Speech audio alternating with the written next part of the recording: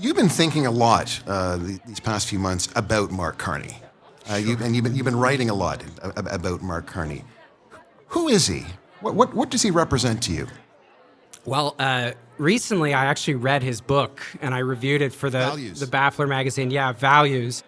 And I think Mark Carney is somebody who just believes very, very deeply. I think he has a lot of conviction about our current, political and economic order. I think he's basically comfortable with it. I think he thinks there's not any real alternatives to it.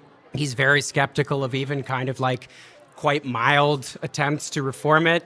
I think what he's recognized, and I think you see this going all the way back to kind of 2010 when he was still a central banker.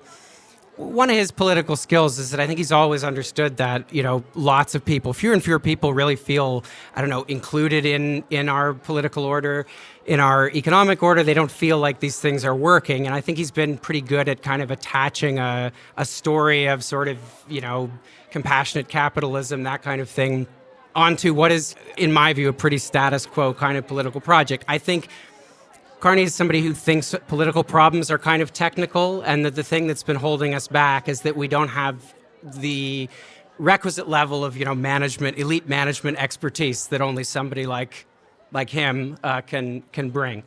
He has a command of the history of economics that probably few of our prime ministers have had.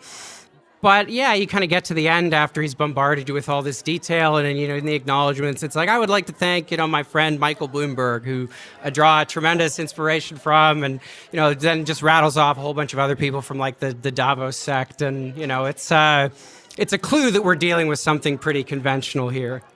Mark Carney presented himself as being someone who was a defender of the Canadian nation, famously, that term elbows up. Yeah. Someone who was also, I would argue, a defender of the Canadian nation, a defender of Canadian sovereignty, is someone, again, that you've been writing a lot about, and that's George Grant. Yeah. Whose kind of famous tract, Lament for a Nation, was written 60 years ago. Mm-hmm. What do you think George Grant would have to say about a figure like Mark Carney as being a defender of the nation?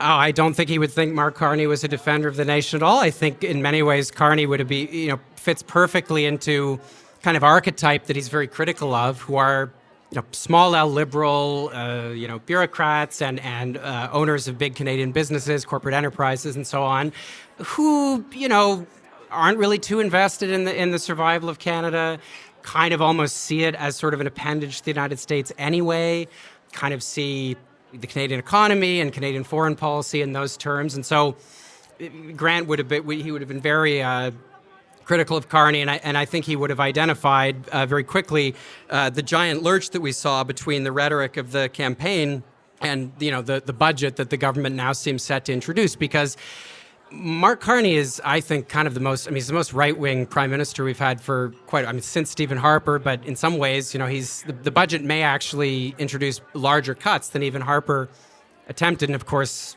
Carney was invited to join Harper's cabinet at one point, but that's another story.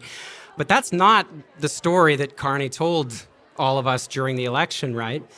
There were two phrases that he used again and again, right? One of which, by the way, I'm pretty sure he stole from Ed Broadman. He kept talking about how we need to become masters in our own house, which is Jean Lesage. Right. That's Quiet Revolution. So that's the Quiet Revolution. Right, yeah. Maître chez nous. So that's from the Quiet Revolution. The other one, which he stole from Ed, just getting my wires crossed there a bit, was we need to take control of our economic destiny, which is what Ed said when he launched the 1980 NDP campaign, and he was actually talking about partly the industrial strategy that I just mentioned. So whether people kind of were immediately aware, like directly aware of what was being, like what those historical reference points were, I don't think anybody heard, massive austerity. I think people heard nation building, like we're going to build housing, just like we did after the Second World War. People didn't hear cuts in that. When Mark Carney invoked the Quiet Revolution, that slogan specifically, Maître chez nous, when the PQ was campaigning on that, or rather it was the Quebec Liberal Party at the time, I think René Lévesque came up with it though, their big plank in that election, their big platform plank, was nationalization of hydroelectricity. So again, somewhat removed from the budget that we're about to see. So I think all of that was as a very cynical way to campaign, and that's what I have to say on that.